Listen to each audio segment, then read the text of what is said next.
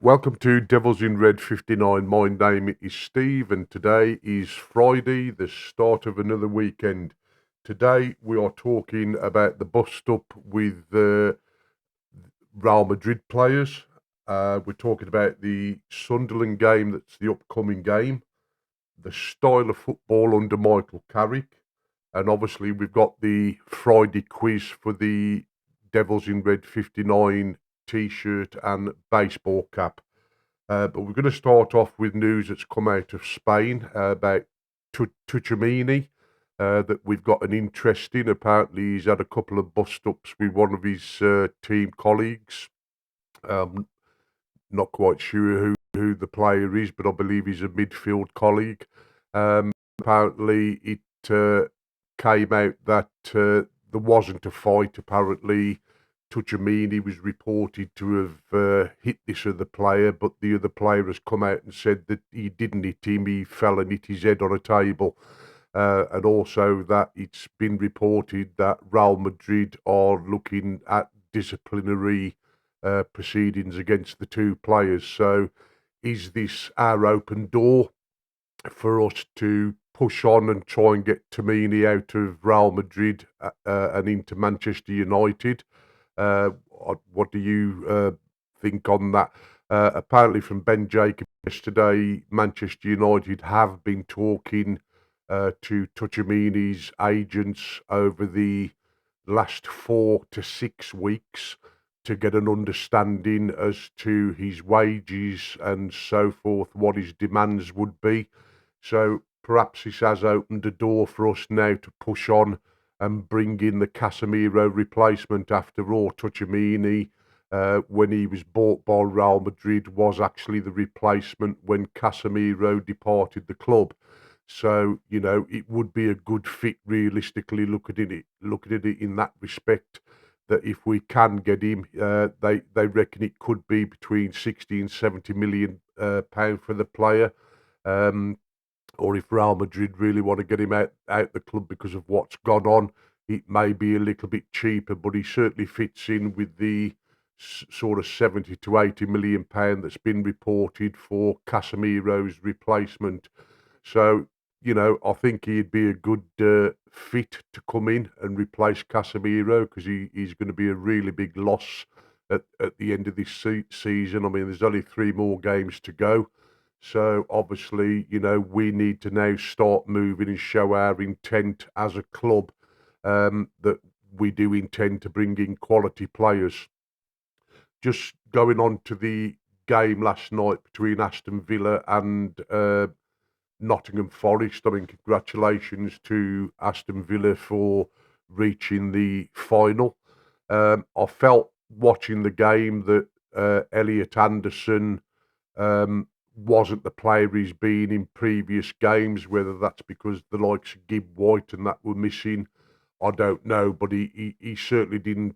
He didn't play bad, but he didn't play as good as he has done in previous games. And obviously, we all know that the Elliot Anderson price has been bandished around as being somewhere between 100 and 120 million. Um, Now, I know Ben Jacobs has reported in weeks gone by that, it could be a little bit below the 80 million, because, there may be something in his contract that if they get relegated, that's the figure. But we all know that the owner of Nottingham Forest is a really hard guy to try and deal with. And obviously, if they do get relegated, which is unlikely in my opinion, the price could go down a little bit. But as I say, I don't think Nottingham Forest are going to be that third side to go down. I think it's a toss up still between West Ham and Tottenham. Um, but my feelings on Elliot Anderson, if you stick him into a Manchester United or an Arsenal side with those type of quality players that he would have round him, then yes, I think he would fit in a lot better in those sort of sides. But when it comes to Manchester United, or if he comes to Manchester United, I think it's a bigger ask for a player of his age, to step up and basically be the main man in midfield. I think we've got to look at that proven experience, the right age. I mean, obviously Tonali and Tchouameni, they're the right age, and I think they can hit the ground running and obviously impact that replacement for Casemiro. So obviously, I think we have got to bring in somebody of the right age with the right experience, and not as Elliot Anderson hasn't got the experience. I mean, he done well at Newcastle prior to going to Nottingham Forest, but he's still only 21. And obviously, I think in the next 2 to 3 years in the right environment, then yes, there'll be a lot more clubs jumping up and down and raving about how good and what quality Elliot Anderson really is. So I think at the moment, because Manchester United have just qualified for the Champions League, we need to be competing in that next season. But for sure. And obviously the domestic cups, the Carabao Cup and the FA Cup, as well as the league. So there's going to be a lot of games here to play, and I think we just need that experience in our midfield. Now, if Tchouameni comes in, all well and good, because he's got a good report from being at Real Madrid, and as we said, being Casemiro's replacement speaks volumes. And I think he would be a good fit to come in. Tonali, again, I don't think Man United are going to go there unless they really have to. But he's reported as being about 100 million, and Manchester United don't want to spend that sort of money, and I don't believe they should. We've got to look for quality players to bring in, and I believe there's quality players out there at a lot less money that can come in and do a job. I mean, there's the South American market, and as we know, South American players, you can bring them in a lot cheaper, and you'll get from Europe and the Premiership. And there has been quality players coming from South America before within the Premiership and really tore up the league. So I think that has to be investigated as well, because we can't afford to spend big money and then that player doesn't hit the ground running and doing what we want them to do in the competitions that we are going to be involved in.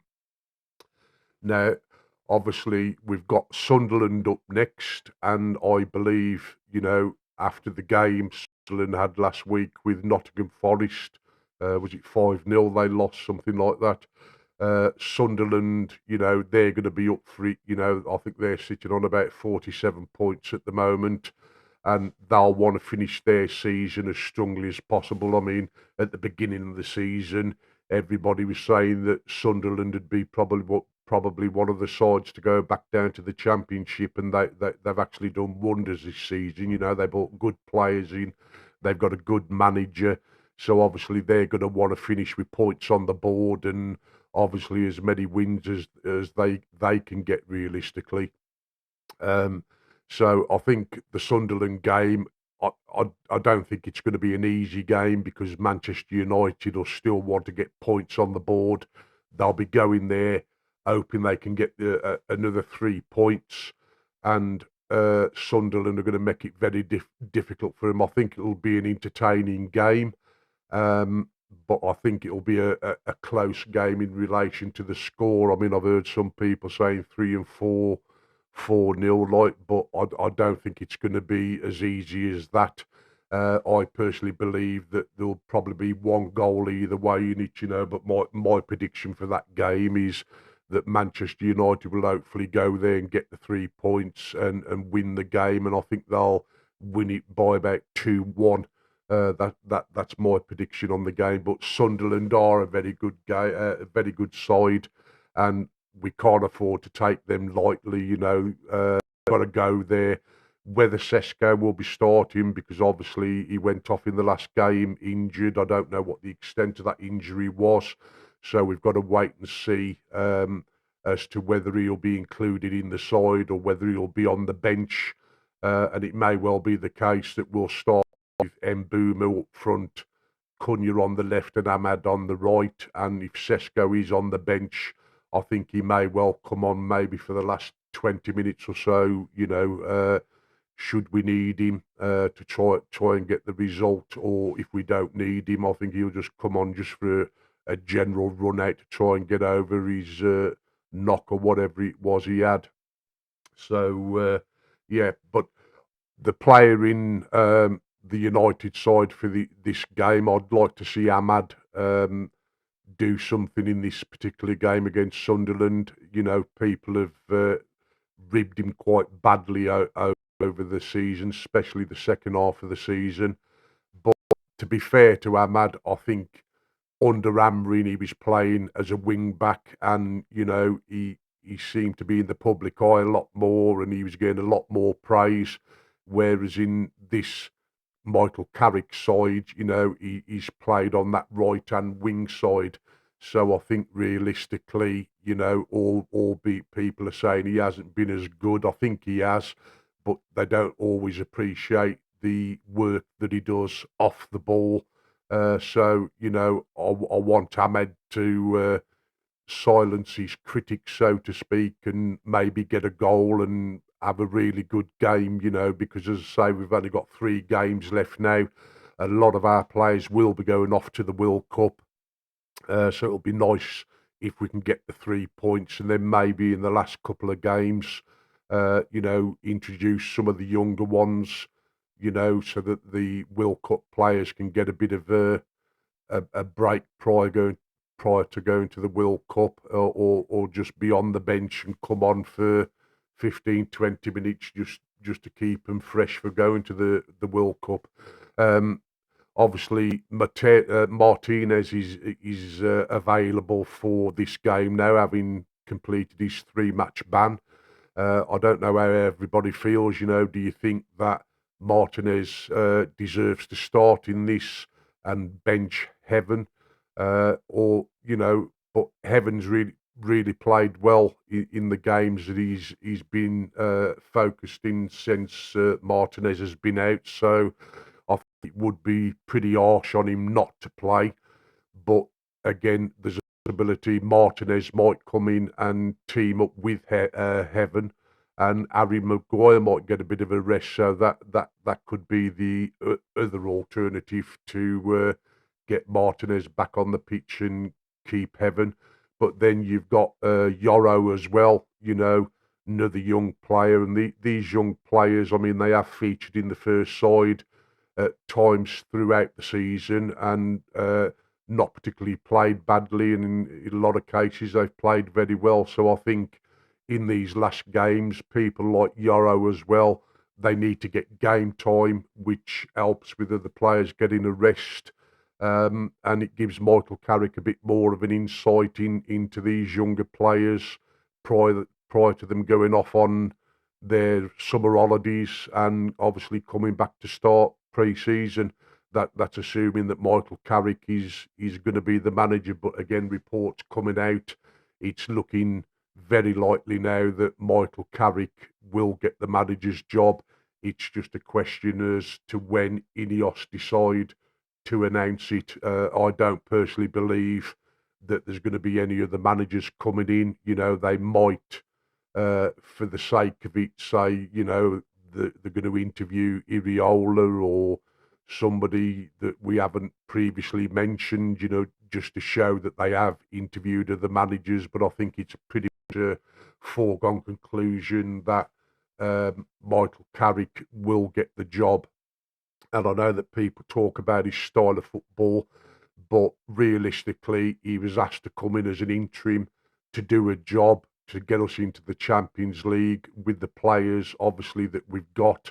And he's had to find a way of doing that, you know. So, albeit the football's not always been pretty, I think he's done the best he possibly can with the players that we've got to achieve the outcome of Champions League football, and all credit to him. You know, he's done it.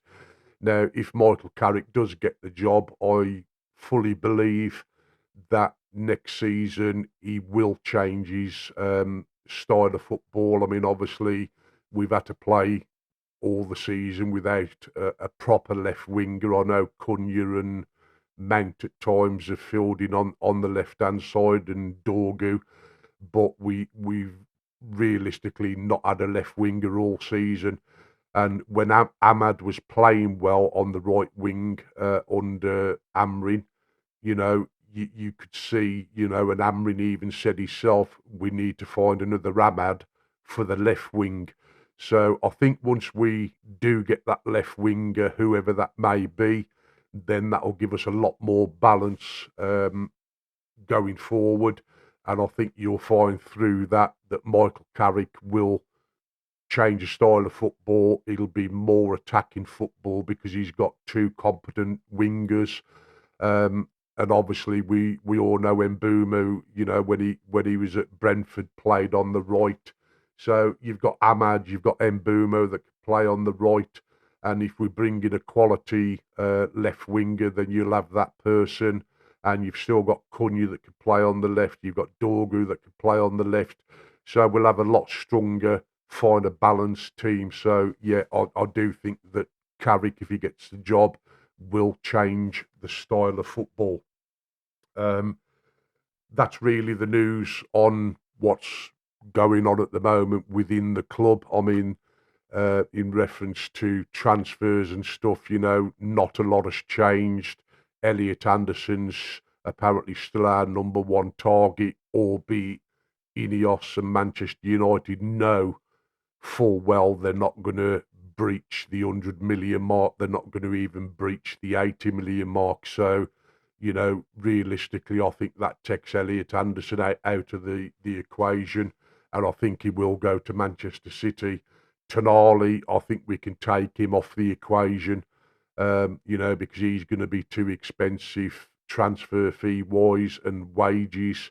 So I think we can safely do away with him. I'd be very, very shocked if Ineos all of a sudden do go and spend in that £100 million mark. Very surprised on previous reports that they only want to spend up to 80 for the Casemiro replacement.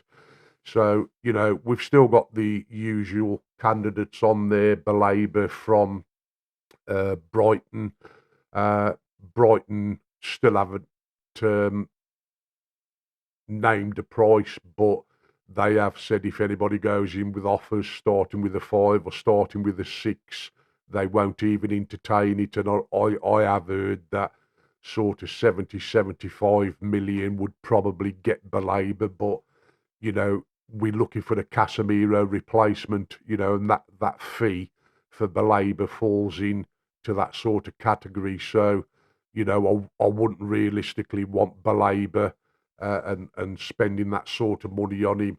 If we can get him for, round about the 50-55 million, he may be all right as the second or third choice midfielder.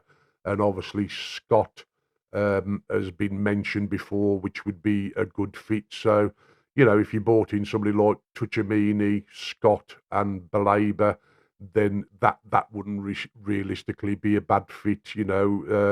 That would give us them three and Mainu.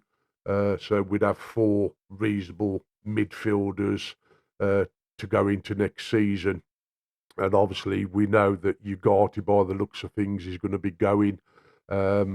Xerxes apparently has said he wants to stay and fight for his place. And with all the cup games and the European Championship games, would you keep Xerxes, with the level of games we've got? Because if we haven't got the money to go out and get that replacement number 9, then, we're going to be back to playing a false 9 in certain games with Mbumu and so forth. So, we have to bear all that in mind. Would Xerxes fit the bill? Because in previous games, in the earlier days when he did get a run, in all fairness to him, he didn't play bad. He scored 1 or 2 goals, and he might just fit the bill without having to spend additional money. So, we'll just have to keep an eye on that throughout the summer and see whether he goes or whether he stays, and we'll know where we are a bit more as the summer goes on. One more report that's come out today is about Martinez. That, is he going to be sold off in the summer? Do Ineos believe that with Heaven, Yoro Maguire, Shaw, Mazraoui can play there. Is it a situation that they think they can afford to sell off Martinez to purely bring in some money? Or do you think that if they do sell Martinez, that money would be used to bring in another centre half? A lot of speculation going around at the moment that they believe that if Ineos did sell him, that it'd be purely just to bring money into the club as opposed to using that money to replace him. So again, that's something else to keep an eye on as we go throughout the summer. We're just going to go into the Devils in Red 59 competition now that we're running every Friday throughout the month of May. And the first question is in 1986, when Sir Alex Ferguson was bought into Manchester United as the manager. Who did he precede? Who was the manager prior to Alex Ferguson taking over Manchester United in 1986? We are putting a link in the video for you to submit your answers. So if you want to enter for the T-shirt, you need to put in Q1A, and that relates to the question, who did Sir Alex Ferguson take over from at Manchester United when he came in as manager in 1986? The name of the manager that he took over from, and that will be Q1A.